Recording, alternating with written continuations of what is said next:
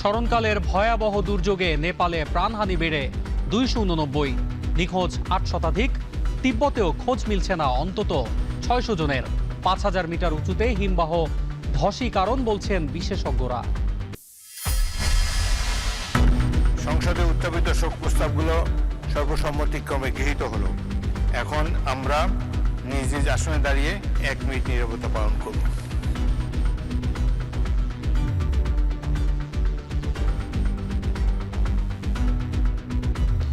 নেপালে দুর্যোগে সংসদের তৃতীয় অধিবেশনের শুরুতেই শোক প্রস্তাব ও নীরবতা পালন।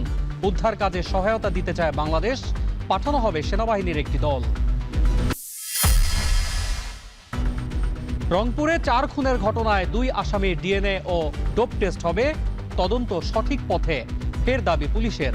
প্রশ্নের উত্তর না দিয়েই কমিশনারের সংবাদ সম্মেলন ত্যাগ।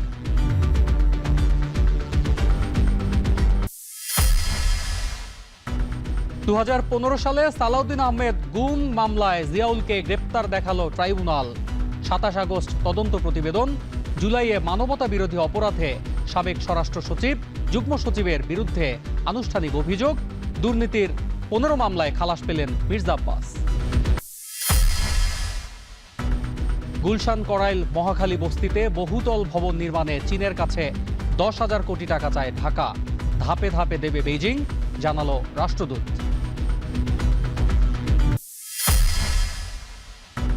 এবং চট্টগ্রামের সীতাকুণ্ডে সমরাস্ত্র কারখানা নির্মাণ চুক্তি স্বাক্ষর। দেশের চাহিদা মিটিয়ে রপ্তানি হবে বিদেশেও, বললেন সেনাপ্রধান। দেশকে নতুন উচ্চতায় নেয়ার আশা বাণিজ্য মন্ত্রীর।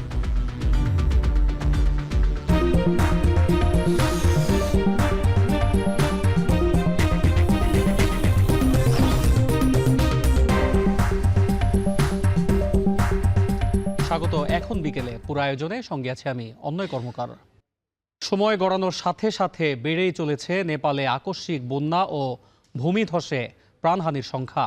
এখন পর্যন্ত 289 জনের মৃত্যু নিশ্চিত করেছে দেশটি কর্তৃপক্ষ। নিখোঁজ 826 জনের মধ্যে দেশি বিদেশি পর্যটক প্রায় 600। তিব্বত অংশে নিখোঁজ রয়েছেন আরও 550-র বেশি। ক্ষতিগ্রস্ত এলাকায় ত্রাণ ও উদ্ধার সহায়তা পাঠিয়েছে চীন, ভারত সহ ইউরোপীয় ইউনিয়নের কয়েকটি দেশ। এদিকে নিখোঁজদের নিয়ে উদ্বেগের মধ্যে স্বজনরা, আর বেঁচে ফেরাদের মুখে উঠে এসেছে ভয়ঙ্কর অভিজ্ঞতার কথা। বিস্তারিত তানভীর জনের প্রতিবেদনে। মাত্র কয়েক সেকেন্ডেই পানির তোরে ভেসে গেছে বহু ঘরবাড়ি ও স্থাপনা, তলিয়ে গেছে গ্রামের পর গ্রাম। স্মরণকালের ভয়াবহ দুর্যোগে হিমালয় কন্যা নেপালের সৌন্দর্য দেখতে এসে প্রাণ হারিয়েছেন স্থানীয় ও বিদেশি মিলিয়ে শতাধিক পর্যটক। একদিন পেরিয়ে গেলেও এখনও সন্ধান মেলেনি হাজারো মানুষের। নেপালের দুর্যোগ সংস্থার তথ্য অনুযায়ী নিখোঁজ 826 জনের মধ্যে স্থানীয় ও বিদেশি পর্যটক 579 জন। এদিকে চীনের রাষ্ট্রীয় সংবাদ মাধ্যমের তথ্য বলছে তিব্বত অংশেও নিখোঁজ 550-র বেশি। নেপালের পররাষ্ট্রমন্ত্রী জানিয়েছেন, এরই মধ্যে শতাধিক উদ্ধার হলেও সন্ধান মেলেনি 300-র বেশি ভারতীয় নাগরিকের। নিখোঁজের তালিকায় আছে যুক্তরাষ্ট্র, যুক্তরাজ্য, অস্ট্রেলিয়া, মালয়েশিয়া সহ বেশ কয়েকটি দেশের পর্যটক। এরই মধ্যে অনুসন্ধান ও উদ্ধারের জন্য 2000 সেনা মোতায়েন করেছে নেপালের সেনাবাহিনী। পাশাপাশি কাজ করছে দেশটির পুলিশ বাহিনীও। ক্ষতিগ্রস্ত এলাকায় ত্রাণ ও উদ্ধার সহায়তা পাঠিয়েছে চীন, ভারত, দক্ষিণ কোরিয়া সহ ইউরোপীয় ইউনিয়নের বেশ কয়েকটি দেশ। বন্যায় ক্ষতিগ্রস্তদের সহায়তায় $5 লাখ সহায়তার আশ্বাস দিয়েছে যুক্তরাষ্ট্র। প্রলয়ঙ্কারী দুর্যোগে এত প্রাণহানির ঘটনায় গভীর শোক জানিয়েছেন জাতিসংঘ মহাসচিব আন্তোনিও গুতেরেস। এদিকে ধ্বংসস্তূপের মধ্যেই চলছে প্রাণের সন্ধান। ক্ষয়ক্ষতির আসল চিত্র এখনও নির্ধারণ করা সম্ভব হয়নি। বাড়িঘর হারিয়ে নিঃস্ব অনেকে, প্রিয়জনের খোঁজে বিধ্বস্ত ও ঝুঁকিপূর্ণ এলাকায় অপেক্ষা করছেন অনেকেই। কাদামাটির স্তূপ থেকে টেনে তোলা হয়েছে বহু মানুষকে। পর্যটন এলাকায় এখন রূপ নিয়েছে ধ্বংসস্তূপে, যেখানে এখন শুধুই হাহাকার। বেঁচে ফেরাদের মুখে উঠে এসেছে ভয়ঙ্কর অভিজ্ঞতার বর্ণনা। চোখের সামনে কাদার নিচে চাপা পড়ে প্রাণ হারিয়েছে প্রিয়জন। অনেকে আশ্রয় নেন ছাদেও। माथि माहालो छतमा पनि आइपुग्यो। अब लड्दै भन्दै भन्दै भन्दै भन्दै अनि 1 घन्टापछि अलि घटेर गयो। নেপালের বিদ্যুৎ কর্তৃপক্ষ জানিয়েছে, দুর্যোগে এরই মধ্যে জলবিদ্যুৎ ও সৌরবিদ্যুৎ মিলিয়ে প্রায় 430 মেগাওয়াট উৎপাদন সক্ষমতা ক্ষতিগ্রস্ত হয়েছে। ভেঙে পড়েছে যোগাযোগ ব্যবস্থা, কয়েক সেকেন্ডেই ধ্বংস হয়ে গেছে বহু কালভার্ট, সেতু ও সড়ক। রাসোয়া সীমান্ত ক্রসিংয়ে তিব্বতের সঙ্গে যোগাযোগ বিচ্ছিন্ন হয়ে পড়েছে নেপালের। এদিকে নেপালের এই দুর্যোগের পর ভারতের বিহার ও উত্তরপ্রদেশের নিম্নাঞ্চল সহ পার্বত্য অঞ্চলগুলোতে জারি করা হয়েছে বিশেষ সতর্কতা। তানভীর জনি, এখন বিশ্ব। ভূপৃষ্ঠ থেকে ৫,০০০ মিটারেরও বেশি উচ্চতায় একটি হিমবাহের ধসেই নেপালের তিব্বত সীমান্তবর্তী এলাকায় ভয়াবহ এই আকস্মিক বন্যা বলে মনে করছেন বিশেষজ্ঞরা।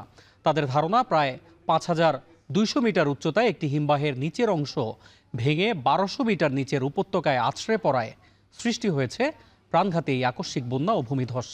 তবে ঠিক কী কারণে হিমবাহটি ধসে পড়ল তা এখনও নিশ্চিত হওয়া যায়নি। বিস্তারিত পেনুকা সুলতানার প্রতিবেদনে।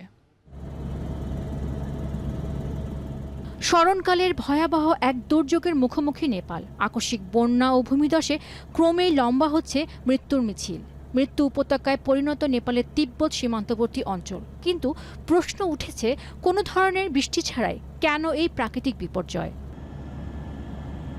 নেপালের সরকারি কর্মকর্তারা বলছেন, দুর্যোগের ঠিক কয়েক মিনিট আগে ওই অঞ্চলে আঘাত হানা ভূমিকম্পই এর কারণ, যদিও বিশ্লেষকরা বলছেন ভিন্ন কথা।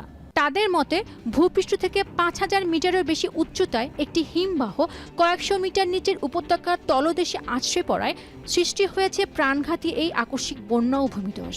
মার্কিন কৃত্রিম উপগ্রহ বা স্যাটেলাইট পরিচালনাকারী প্রতিষ্ঠান প্ল্যানেট ল্যাবসের পাঠানো ছবি বিশ্লেষণ করেই এমন কথা বলছেন আবহাওয়া বিশেষজ্ঞরা। এদিকে প্ল্যানেট ল্যাবসের পাঠানো দুর্যোগের আগে পরে স্যাটেলাইট ছবিগুলো পর্যালোচনা করে রয়টার্স বলছে, ওই অঞ্চলের সবুজ পাহাড়গুলো এখন বাদামি রঙের ধ্বংসস্তূপ ও পলিমাটির নিচে চাপা পড়ে আছে। এ বিষয়ে কানাডার ইউনিভার্সিটি অফ ক্যালগারির সহযোগী অধ্যাপক ও ভূবিজ্ঞানী ড্যান সুগার জানান, স্যাটেলাইট ছবি দেখে মনে হচ্ছে হিমবাহের নিচের অংশ ভেঙে প্রায় ১২০০ মিটার নিচের উপত্যকায় আছড়ে পড়ে। অবশ্য দুর্যোগের একদিন আগেও ওই উপত্যকায় কিছু হিমবাহ বরফে ঢাকা ছিল, যদিও বুধবার সেগুলোর বেশিরভাগই দেখা যায়নি। অর্থাৎ সেখানকার আবহাওয়া সম্ভবত উষ্ণ ছিল বলে ধারণা তার। অবশ্য এমন উষ্ণায়ন ওই এলাকার অবকাঠামোগত নির্মাণ কাজের কারণে হতে পারে বলে উল্লেখ করেন এই ভূবিজ্ঞানী। পাশাপাশি জলবায়ু পরিবর্তন এখানে কোনো ভূমিকা রেখেছে কিনা তা অদূর ভবিষ্যতে জানা যাবে বলে মন্তব্য তার। নেপালের রাসুয়া নামের ক্ষতিগ্রস্ত এলাকায় রয়েছে বেশ কয়েকটি জলবিদ্যুৎ প্রকল্প। এদিকে নেপালে জাতীয় দুর্যোগ ঝুঁকি প্রশমন ও ব্যবস্থাপনা কর্তৃপক্ষ জানিয়েছে, নেপাল চীন সীমান্ত ক্রসিং থেকে প্রায় ২০ কিলোমিটার উত্তর পূর্বে একটি ভূমিধসের কারণে লেনদেন নদীতে হিমবাহ মিশ্রিত বন্যা সৃষ্টি হয়। তবে এই নদীর উজানে এখনও একটি প্রতিবন্ধকতা থাকায় দ্বিতীয় দফায় ফের আকস্মিক বন্যা হতে পারে বলে সতর্কতা বিজ্ঞানীদের। পেনুকা সুলতানা, এখন বিশ্ব। জাতীয় সংসদের তৃতীয় অধিবেশনের শুরুতেই নেপালের দুর্যোগ ও প্রাণহানির ঘটনায় শোক প্রস্তাব নেওয়া হয়েছে। শোক প্রস্তাব সর্বসম্মতিক্রমে গৃহীতের পর ১ মিনিট নীরবতা পালন করেন সংসদ সদস্যরা। পরে ধর্মমন্ত্রীর পরিচালনায় হতাহতদের স্মরণে ও তাদের বিদেহী আত্মার শান্তি কামনায় দোয়া ও মোনাজাত করা হয়। নেপালের দুর্ঘটনাস্থলে উদ্ধার কাজে বাংলাদেশ সহায়তা দিতে চায় বলেও জানানো হয়। উদ্ধার কাজে সহায়তা দিতে পাঠানো হতে পারে সেনাবাহিনীর একটি দল।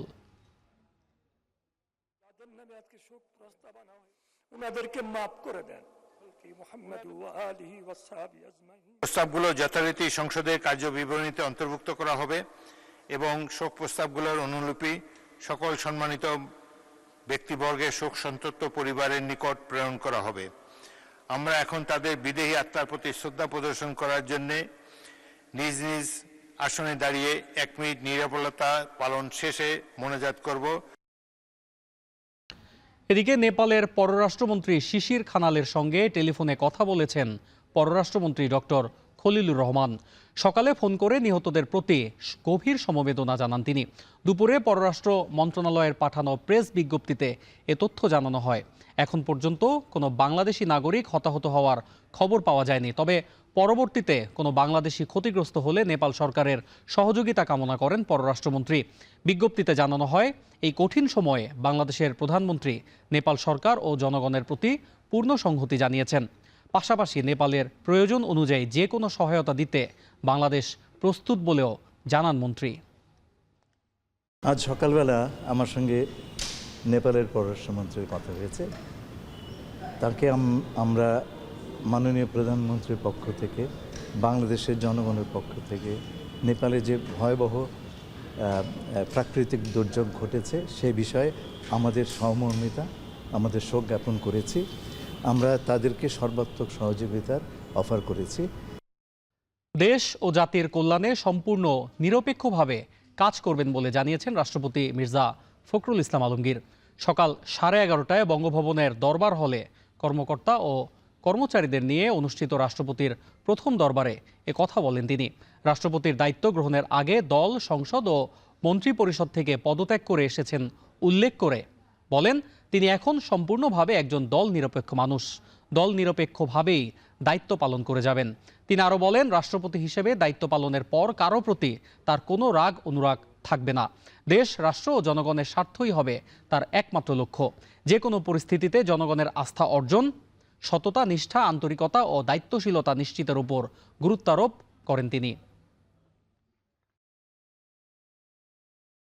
আপনারা জানেন যে আমি দীর্ঘ রাজনৈতিক একটা সময় পার করেছি, দীর্ঘ। সেই সময়গুলোতে আমি একদম মাটির মানুষের সঙ্গে থেকে আমি কাজ করেছি। আপনারা এই জানেন যে আমরা দীর্ঘ সংগ্রামের মধ্যে দিয়ে আমরা এক গণতান্ত্রিক পরিবেশে এসে উপস্থিত হয়েছি।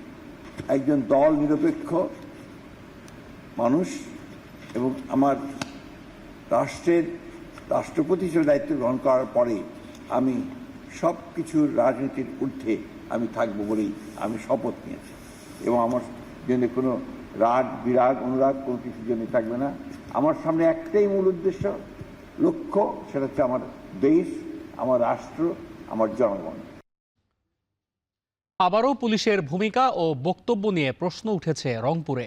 সপরিবারে শিক্ষক হত্যা মামলার তদন্তের অগ্রগতি জানাতে সংবাদ সম্মেলন করলেও সাংবাদিকদের কোনো প্রশ্নের উত্তর না দিয়েই চলে যান রংপুর মেট্রোপলিটন বিদায়ী পুলিশ কমিশনার আব্দুল মাবুদ। তবে গ্রেপ্তার 2 আসামির ডোপ টেস্ট ও ডিএনএ পরীক্ষার জন্য নমুনা পাঠানোর প্রক্রিয়া চলছে বলে জানিয়েছে পুলিশ। রংপুর থেকে আমিরুল বাপ্পি জানাচ্ছেন বিস্তারিত। রংপুর নগরীর মাছুয়াপাড়া এলাকার বাসিন্দা রংপুর জেলা স্কুলের সাবেক শিক্ষক গণপতি চক্রবর্তী ও তার স্ত্রী ও সন্তানদের মরদেহ উদ্ধারের পর থেকেই নানা প্রশ্ন আর ধোঁয়াশা তৈরি হয়েছে। পুলিশের বিভিন্ন সময়ের বক্তব্যে তা আরও ঘনীভূত হয়েছে। তদন্তের অগ্রগতি নিয়ে ডাকা সংবাদ সম্মেলনে সাংবাদিকদের প্রত্যাশা ছিল মিলবে গুরুত্বপূর্ণ প্রশ্নের উত্তর। পূর্বপুরুষদের জমি কিনেছিল, তো আমরা যেটা কথা বলে আমাদের একটু। তবে লিখিত বক্তব্য পড়ে শোনানোর পর সাংবাদিকদের কোনো প্রশ্নের উত্তর না দিয়েই উঠে চলে যান Rangpur metropolitan police commissioner Abdul মাবুদ। এতে ক্ষোভ প্রকাশ করেন সংবাদকর্মীরা।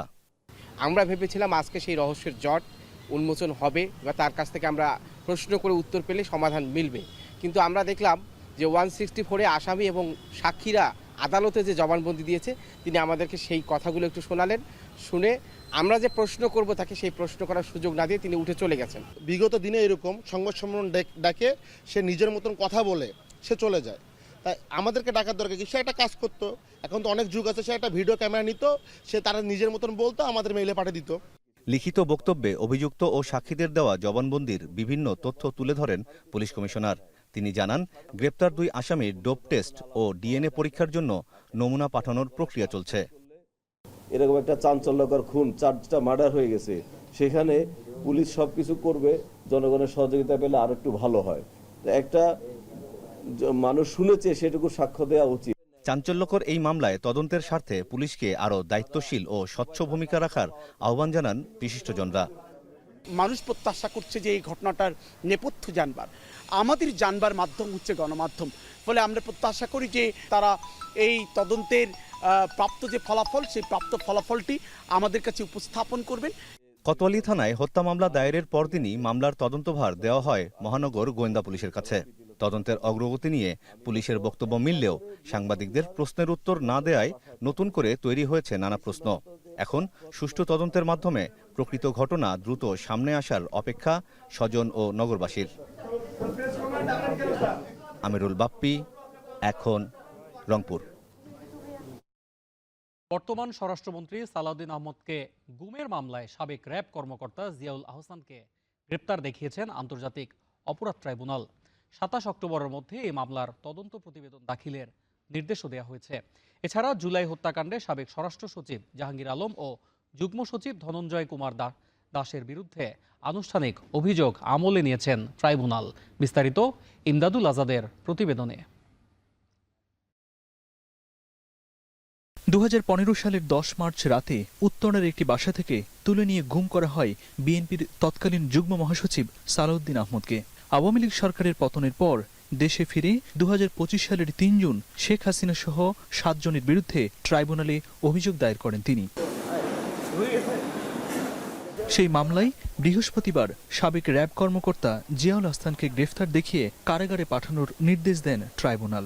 একই সঙ্গে আগামী 27 অক্টোবরের মধ্যে মামলার তদন্ত প্রতিবেদন দাখিলের নির্দেশ দেওয়া হয়। বর্তমান সরকারের স্বরাষ্ট্রমন্ত্রীও গত ফ্যাসিস্ট রেজিমে গুম হয়েছিলেন এবং তাকে ভারতে নির্বাসিত করা হয়েছিল। তদন্তে প্রাথমিকভাবে এই মামলার অন্যতম আসামি জনাব জিয়াউল আহসানের বিরুদ্ধে প্রাথমিক সম্পৃক্ততা পাওয়া যাওয়ায় তাকে আজকে এই ট্রাইব্যুনালে হাজির করা হয়েছিল এবং তাকে এই মামলায় গ্রেফতার দেখিয়ে কারাগারে প্রেরণ করা হয়েছে। জুলাই হত্যা মামলায় এদিন দীপুমণি, আমির হোসেন আমুসহ সাবেক 9 মন্ত্রী এমপিকে ট্রাইব্যুনালে হাজির করা হয়। এ সময় সাবেক মন্ত্রী দীপুমণি ও তৌফিক এলাহি চৌধুরীর জামিন চেয়ে আবেদন করেন আসামি পক্ষের আইনজীবীরা। শুনানি শেষে আগামী 17 সেপ্টেম্বর জামিন শুনানির দিন ধার্য করেছেন ট্রাইব্যুনাল। সাবেক মন্ত্রী ডক্টর দীপুমণি এই ট্রাইব্যুনালে যেই মামলায় গ্রেফতার হয়েছেন, আটক আছেন, এই মামলায় তার বিরুদ্ধে 2024 সালের অক্টোবর মাসে ওয়ারেন্ট ইস্যু করা হয় এবং তারপরে ওনাকে এই মামলায় গ্রেফতার দেখানো হয় এবং উনি আজ পর্যন্ত এই মামলায় উনি আটক আছেন। ডক্টর তৌফিক এলাহি চৌধুরী 2024 সালের 11 সেপ্টেম্বর থেকে উনি অ্যারেস্টে জেল হাজতে আছেন। ট্রাইব্যুনাল এর আগেও দুবারের সময় নিয়েছেন, দু মাস করে তারা তদন্ত রিপোর্ট দাখিল করতে পারেননি। তো আজকেও আবার তারা 3 মাসের সময় চেয়েছিলেন। তো আমাদের আর্গুমেন্টের ভিত্তিতে আমাদের জামিন শুনানিটা 17/9-তে আবার শুনানির জন্য রেখেছেন। এদিকে সাবেক স্বরাষ্ট্র সচিব জাহাঙ্গীর আলম ও সাবেক যুগ্ম সচিব ধনঞ্জয় কুমার দাসের বিরুদ্ধে জুলাই আন্দোলন ঘিরে মানবতা বিরোধী অপরাধের আনুষ্ঠানিক অভিযোগ আমলে নিয়েছেন ট্রাইব্যুনাল। ইমদাদুল আজাদ, এখন, ঢাকা। এদিকে দুর্নীতির 15 মামলায় খালাস পেলেন বিএনপির স্থায়ী কমিটির সদস্য ও প্রধানমন্ত্রীর রাজনৈতিক উপদেষ্টা মির্জা আব্বাস। দুপুরে ঢাকার বিশেষ জজ আদালত 3-এর বিচারক মোহাম্মদ কামরুল হাসান খান এই রায় দেন। সরকারি 18টি পরিত্যক্ত বাড়ি অস্বাভাবিক কম দামে বিক্রির অভিযোগে মির্জা আব্বাস সহ 21 জনকে আসামি করে 2007 সালে পৃথক এসব মামলা করে দুদক। এতে 127 কোটি টাকার বেশি দুর্নীতির অভিযোগ আনা হয়। দীর্ঘ বিচারিক কার্যক্রম শেষে আদালত মামলার অভিযোগ থেকে আসামিদের খালাস দেন।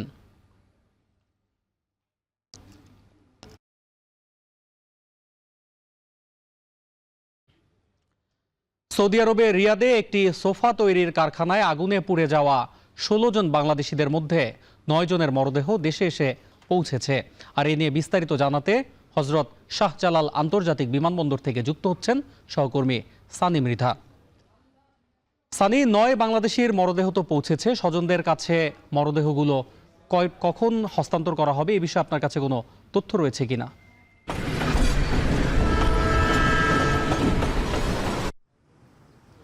অন্যয়, আমি এইখানে আসার পরে দেখেছি যে মরদেহগুলো গ্রহণ করতে কিন্তু এরই মধ্যে 9 জনের স্বজনের অনেকজন স্বজনরা এরই মধ্যে চলে এসেছেন। বাকি স্বজনরাও পথে আছে, খুব শীঘ্রই তারা পৌঁছাবেন এবং একই সাথে প্রবাসী কল্যাণ মন্ত্রী যিনি আছেন তিনিও কিন্তু এসে পৌঁছাবেন। তার মাধ্যমেই আনুষ্ঠানিকতা শেষে তাদের কাছে পৌঁছে দেওয়া হবে। তবে 16 জন যেহেতু মারা গিয়েছেন, এখনও বাকি 8 জনের কিন্তু বাকি 7 জনের কিন্তু এখনও শনাক্ত করতে পারেনি তাদের পরিচয়। এর ফলে কিন্তু তাদেরকে এখনও বাংলাদেশে আনা সম্ভব হয়নি। এরপরে কিন্তু তাদের পর্যায়ক্রমে যে 9 জন এসেছেন তাদের কিন্তু পর্যায়ক্রমে এখান থেকে আসলে গ্রহণ করার পর তার নিজ নিজ গ্রামে নিয়ে যাবেন। তবে এই 9 জনের মধ্যে সব থেকে আসলে শোকাবহ জেলা হচ্ছে নওগাঁ, কারণ নওগাঁর এক উপজেলায় 7 জন, আত্রাইয়ের উপজেলায় কিন্তু 7 জন প্রবাসী ছিলেন যারা এই একই কারখানায় কাজ করতেন একসঙ্গে এবং তারা কিন্তু সেখানেই এই অগ্নিকাণ্ডের ঘটনায় তারা একসাথে নিহত হন। এবং আমরা অনেকের স্বজনদের সাথে কথা বলার চেষ্টা করেছি, অনেক পরিবারেরই যেসব প্রবাসীরা ছিলেন তারাই একমাত্র আয়ের উৎস হিসাবে ছিল। পাশাপাশি যদি বলি যে অনেকেই কিন্তু অনেক টাকা মানে লোন করে আসলে ঋণ নিয়ে কিন্তু তারা বিদেশে পাড়ি জমিয়েছিলেন। অনেকের ঋণ শোধ হয়েছে, আবার অনেকেই দাবি করেছেন তাদের ঋণের এখন পর্যন্ত কিন্তু কোনো শোধ করতে পারেনি। তবে এই জায়গা থেকে এখন পর্যন্ত সরকারের পক্ষ থেকে কী পরিমাণে ক্ষতিপূরণ দেওয়া হবে, পাশাপাশি স্থানীয় পর্যায় থেকে কী পরিমাণে ক্ষতিপূরণ দেওয়া হয়েছে, এই বিষয়ে কিন্তু এখন পর্যন্ত কোনো আনুষ্ঠানিক ঘোষণা আসেনি। তবে এই তাদের মরদেহ হস্তান্তরের পর কিন্তু আনুষ্ঠানিকভাবে কিন্তু সেই সব কথা হয়তো প্রবাসী কল্যাণ মন্ত্রী যিনি আছেন আরিফুল হক চৌধুরী তিনি আসলে বিস্তারিত জানাবেন। তো অন্যয় শাহজালাল আন্তর্জাতিক বিমানবন্দর 8 নম্বর গেট থেকে এই ছিল সবশেষ আমার কাছে। সৌদি আরবের রিয়াদে সোফা তৈরির কারখানায় আগুনে পুড়ে মারা যাওয়া 16 বাংলাদেশের মধ্যে 9 জনের মরদেহ দেশে এসে পৌঁছেছে। আর এই বিষয়ে জানাচ্ছিলেন সহকর্মী সানি মৃধা। রাজধানীর করাইল, সাততলা ও ভাসানটেক এই 3 বস্তিবাসীর জন্য বিনামূল্যে আধুনিক ও পরিকল্পিত আবাসন নিশ্চিত করতে চায় সরকার। এই উদ্যোগ বাস্তবায়নে পর্যায়ক্রমে 10,000 কোটি টাকা বিনিয়োগে সম্মত হয়েছে চীন। সচিবালয়ে চীনের রাষ্ট্রদূতের সঙ্গে বৈঠক শেষে কথা জানান স্থানীয় সরকার প্রতিমন্ত্রী। তিনি বলেন, বর্জ্য ব্যবস্থাপনা ও সৌর বিদ্যুৎ খাতে বিনিয়োগ করতে চায় চীন। এ সময় চীনা রাষ্ট্রদূত বলেন, প্রধানমন্ত্রীর চীন সফরের পর বাংলাদেশ চীন সহযোগিতার ক্ষেত্রে নতুন সম্ভাবনা তৈরি হয়েছে। এখন মোংলা বন্দর এবং তিস্তা প্রকল্প নিয়ে চীন কাজ করছে বলেও জানান তিনি। বিস্তারিত হাসিব বিল্লার প্রতিবেদনে। রাজধানীতে প্রতিদিন হাজার হাজার টন বর্জ্য উৎপাদন হয় আধুনিক ব্যবস্থাপনার অভাবে, যা হুমকির মুখে ফেলছে পরিবেশ ও জনস্বাস্থ্য। তবে বিশাল আবর্জনার স্তূপের সংকট রূপান্তর হতে পারে জাতীয় সম্পদে। আমিনবাজার ল্যান্ডফিল্ডের ময়লা আবর্জনা কাজে লাগিয়ে পরিবেশ দূষণ কমানোর পাশাপাশি বিদ্যুৎ উৎপাদনের এক মেগা উদ্যোগ বাস্তবায়ন করছে একটি চীনা কোম্পানি। সরকারের লক্ষ্য, আগামী 1.5 বছরের মধ্যে ল্যান্ডফিল্ডের বর্জ্য থেকে 42 মেগাওয়াট বিদ্যুৎ জাতীয় গ্রিডে যুক্ত করা। এ নিয়ে আগামী 2 সেপ্টেম্বর চীনে ত্রিপক্ষীয় চুক্তি স্বাক্ষর হতে যাচ্ছে। আমিনবাজারের পাশাপাশি দাসেরকান্দি পয়ঃশোধনাগারেও বিনিয়োগে আগ্রহী চীন। পাশাপাশি নবায়নযোগ্য সৌর বিদ্যুৎ খাতেও বিপুল বিনিয়োগে আগ্রহী দেশটি। সচিবালয় স্থানীয় সরকার মন্ত্রী ও প্রতিমন্ত্রীর সাথে চীনা রাষ্ট্রদূতের বৈঠক শেষে এসব তথ্য জানানো হয়। আমাদের উত্তর সিটি কর্পোরেশনের যে ওয়েস্ট টু এনার্জি প্রজেক্টটা তাদের দেশের কোম্পানি করছে, সেখানে সিএমইসি কোম্পানি অলরেডি তারা কার্যক্রম শুরু করেছে এবং আগামী 1.5 বছরের মধ্যে তারা জাতীয় গ্রিডে 42 মেগাওয়াট বিদ্যুৎ জাতীয় গ্রিডে তারা ওখান থেকে দিবেন। বৈঠকে গুলশান এবং ঢাকা 17 এলাকার 3টি বস্তিতে আধুনিক আবাসন ব্যবস্থা তৈরি করতে চীনকে প্রস্তাব দেয় বাংলাদেশ। 10,000 কোটি টাকার এই প্রকল্পে বিনিয়োগে চীন প্রাথমিকভাবে সম্মত হয়। আমাদের একটা প্রস্তাব বিআইডির মাধ্যমে তাদেরকে দেওয়া হয়েছে। এটা প্রায় 10,000 কোটি টাকার প্রজেক্ট। তো সে ব্যাপারে মাননীয় মন্ত্রী রাষ্ট্রদূতকে ওই প্রস্তাবটি বিবেচনার জন্য উনি বলেছেন এবং প্রাথমিকভাবে তারা সম্মতি হয়েছে। বৈঠকে মোংলা পোর্ট আধুনিকায়নের পাশাপাশি চট্টগ্রাম বন্দরের সাথে সংযোগ স্থাপনেও চীনের সহায়তা দেওয়ার বিষয়ে আলোচনা হয়। চীনের রাষ্ট্রদূত জানান, সম্প্রতি প্রধানমন্ত্রী তারেক রহমানের চীন সফরের পর 2 দেশের অংশীদারিত্ব নতুন মাত্রায় পৌঁছেছে। তিস্তা পরিকল্পনার ফিজিবিলিটি স্টাডিও বাস্তবায়ন নিয়েও কথা বলেন তিনি। Now we also move forward as the Mongla Port project. Now we are working with Bangladesh to have the Tista River project. We have the feasibility study. Then some other projects progress very smoothly. উন্নয়ন সহযোগিতার পাশাপাশি ক্ষমতাসীন বিএনপির সাথে চীনের সরকারি দলের রাজনৈতিক সম্পর্ক আরও মজবুত করা নিয়েও আলোচনা হয় বৈঠকে। হাসিব বিল্লাহ, এখন ঢাকা। বিশ্বের সবচেয়ে মজবুত আরএফএল ল্যাডার, যা 6061 গ্রেড অ্যালুমিনিয়ামে তৈরি। শক্তিশালী এমএস ক্রসবার নিশ্চিত করে সর্বোচ্চ নিরাপত্তা। RFL ladder. চট্টগ্রামে 55 একর জায়গায় দেশের দ্বিতীয় সমরাস্ত্র কারখানা নির্মাণে চুক্তি স্বাক্ষর করেছে সেনাবাহিনী ও বিটিএমসি। এ সময় সেনাপ্রধান জেনারেল ওয়াকারুজ্জামান বলেন, এই সমরাস্ত্র কারখানা বাংলাদেশের প্রতিরক্ষা শিল্প ও সার্বভৌমত্বের সুরক্ষায় গুরুত্বপূর্ণ ভূমিকা পালন করবে। আর বাণিজ্যমন্ত্রী খন্দকার আব্দুল মুক্তাদির বলেন, অস্ত্র ও প্রতিরক্ষা সরঞ্জাম রপ্তানিতে সব ধরনের সহযোগিতা করবে সরকার। বিস্তারিত হোসেন জিয়াদের প্রতিবেদনে। 1961 সালে 55 একর জায়গায় যাত্রা শুরু হয়েছিল জলিল টেক্সটাইলের। তবে লোকসানের মুখে 2004 সালে তা পুরোপুরি বন্ধ হয়ে যায়। অবশেষে টেক্সটাইলের সে জায়গায় দেশের দ্বিতীয় আধুনিক সমরাস্ত্র কারখানা করছে সেনাবাহিনী। জমি হস্তান্তর উপলক্ষে জলিল টেক্সটাইল প্রাঙ্গণে বৃহস্পতিবার চুক্তি সই হয় বাণিজ্য মন্ত্রণালয় ও সেনাবাহিনীর বাংলাদেশ অর্ডিন্যান্স ফ্যাক্টরি বিএফওর মধ্যে। এ সময় সেনাবাহিনীর কর্মকর্তারা বলেন, এই প্রকল্প বাংলাদেশের প্রতিরক্ষা শিল্প ও সার্বভৌমত্ব সুরক্ষায় গুরুত্বপূর্ণ ভূমিকা পালন করবে, যেখানে আধুনিক ও শক্তিশালী সমরাস্ত্র তৈরি করে সক্ষমতা বাড়াবে সেনাবাহিনী। এখান থেকে উৎপাদিত বিভিন্ন ধরনের অস্ত্র ও গোলাবারুদ বাংলাদেশ সেনাবাহিনী ছাড়াও বাংলাদেশ নৌবাহিনী, বাংলাদেশ বিমান বাহিনী, border guard Bangladesh, Bangladesh police, Bangladesh coastguard, Bangladesh Ansar ও গ্রাম প্রতিরক্ষা বাহিনীর প্রয়োজন পূরণে ব্যবহৃত হচ্ছে। একটি মিলের চাকা থেমে গেলে শুধু উৎপাদনই থেমে যায় না, থেমে যায় কর্মসংস্থান, সম্ভাবনা এবং অর্থনীতির স্পন্দন। তাই মিলটিকে পুনর্জীবিত করতে বিটিএমসি ও বস্ত্র ও পাট মন্ত্রণালয় পিপিপির আওতায় নতুন উদ্যোগ গ্রহণ করে। এ সময় সেনাপ্রধান, প্রধানমন্ত্রী সহ সংশ্লিষ্ট সবাইকে ধন্যবাদ ও কৃতজ্ঞতা জানান। বলেন, বিশ্বের অনেক দেশে বাংলাদেশের সমরাস্ত্রের চাহিদা আছে। আমলাতান্ত্রিক জটিলতা দূর হলে অস্ত্র রপ্তানি করে প্রচুর বৈদেশিক মুদ্রা আয় সম্ভব। প্রতিরক্ষা শিল্প নিজের প্রয়োজন মেটানোই নয়, আমরা এটাকে রপ্তানিমুখী শিল্পে রূপান্তর করতে চাচ্ছি। এবং এই যে যত লোক এখান থেকে ছাঁটাই হয়ে চলে গেছে, তার দ্বিগুণ তিনগুণ লোকের কর্মসংস্থান এখানে হবে এবং এটা একটা রপ্তানিমুখী শিল্পে আমরা রূপান্তর করতে চাচ্ছি।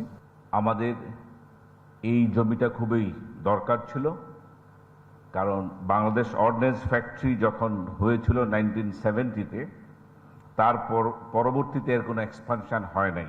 আমাদের এই সরকারের যে মূল লক্ষ্য, প্রতিরক্ষা ব্যবস্থায় নিজস্ব শিল্প উৎপাদন এবং পরবর্তীতে নিজস্ব চাহিদা পূরণ করে সেটাকে রপ্তানিমুখ করাই আমাদের এই ধরনের সম্প্রসারণের মূল লক্ষ্য।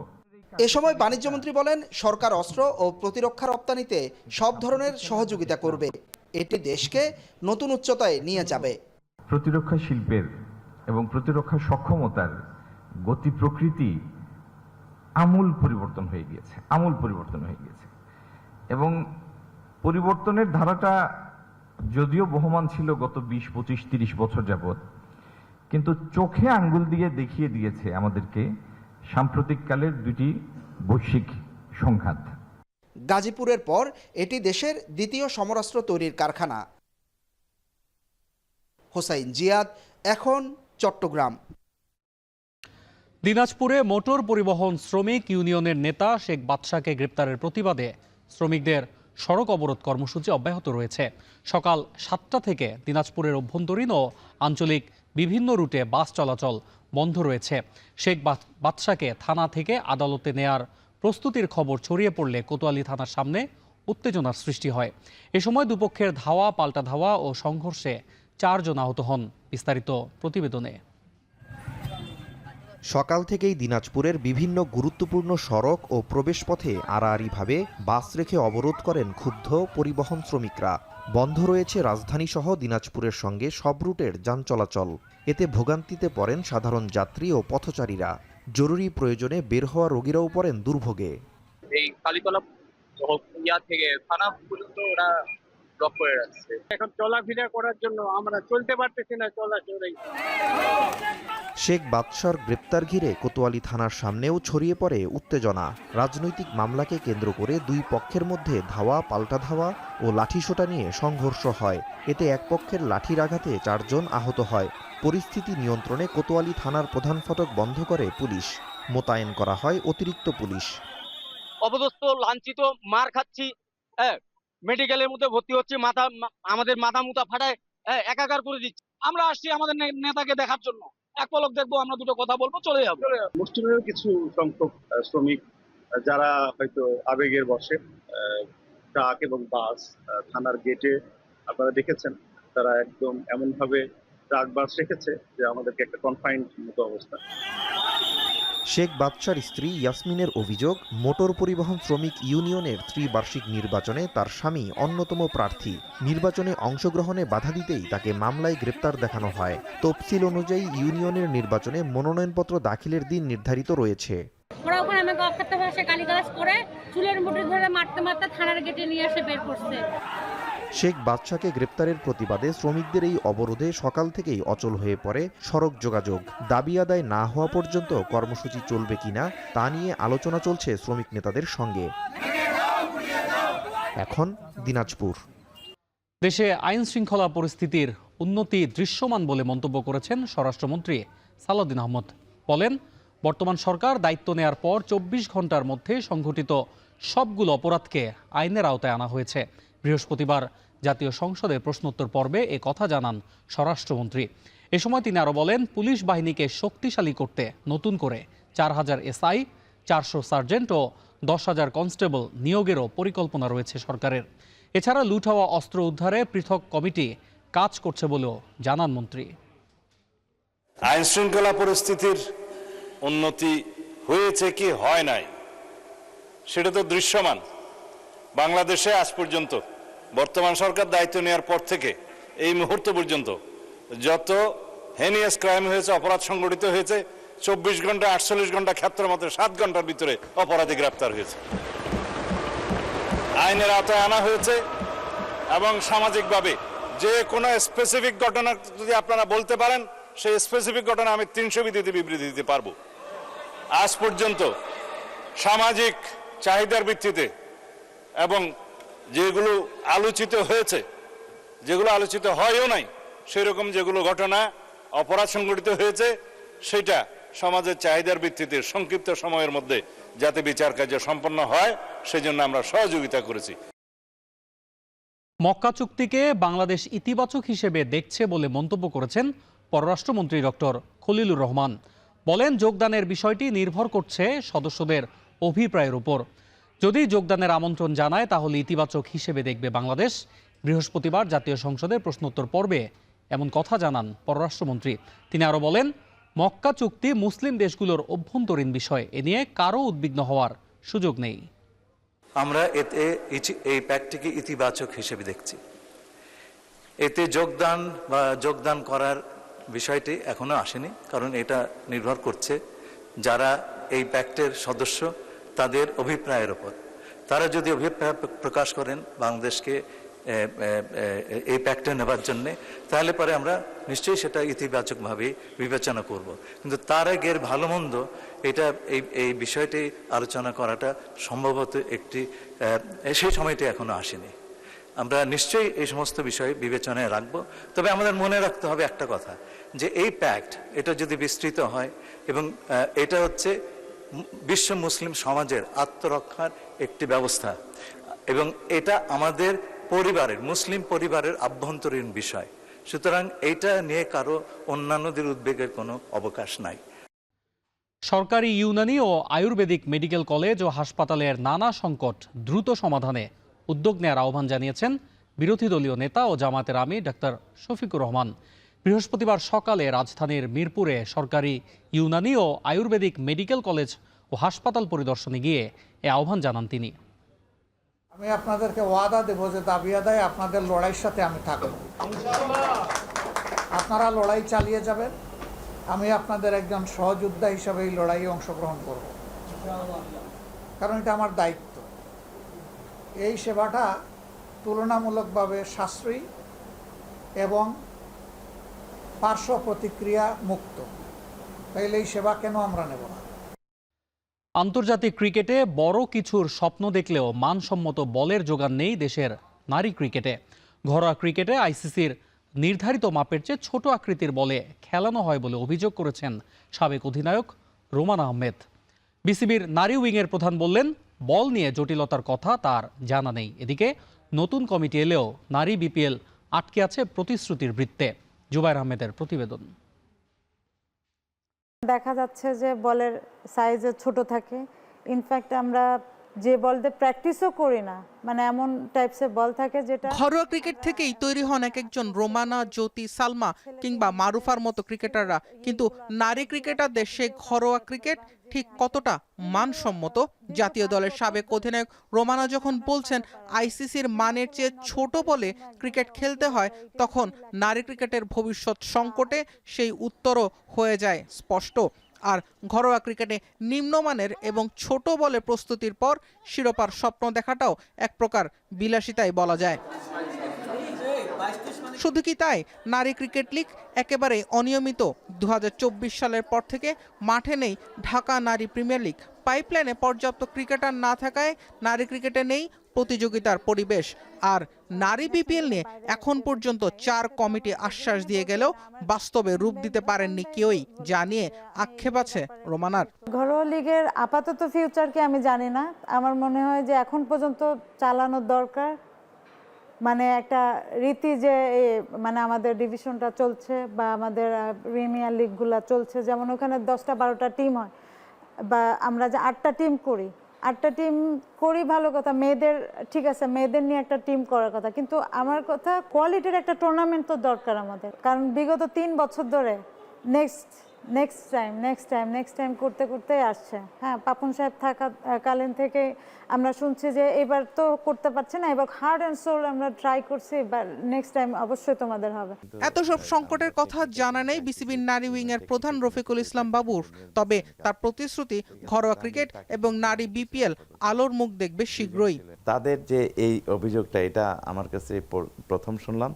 ডেফিনেটলি আমি তামিম ইকবালের সাথে কথা বলবো এবং ইন্টারন্যাশনালি যে বল দিয়ে খেলা হয়, যে বল দিয়ে প্র্যাকটিস করা হয়, আপনি 100% শিওর থাকেন সেটাই এনশিওর করা হবে। আমি তামিম ইকবাল বা বিপিএল গভর্নিং কাউন্সিলের চেয়ারম্যান ফাহিম সিনা, সদস্য মাসুদ ভাই, সবাই ইনশাল্লাহ এটা নিয়ে বসবো এবং আমাদের একটি গ্রহণযোগ্য পর্যায়ে আসলে আমরা এটা শুরু করে দিব। তবে বিসিবির এই পরিচালক সেই সঙ্গে আশ্বাস দিয়েছেন পাইপলাইনও দ্রুত বড় হবে নারী ক্রিকেটের, যদিও সেজন্য লম্বা সময়ের দরকার হবে বলেও মন্তব্য রফিকুল ইসলাম বাবুর। এখন যেহেতু দায়িত্ব একটা নিছি। জুবায়ের আহমেদ, এখন, ঢাকা। আর এই ছিল এখন বিকেলে। এখন টেলিভিশন ওয়েবসাইটে দেখতে ভিজিট করুন www.ekhon.tv, ফেসবুকে দেখতে ভিজিট করুন facebook.com/tv.ekhon, এছাড়াও ইউটিউবে দেখতে ভিজিট করুন youtube.com/c/ekhon tv।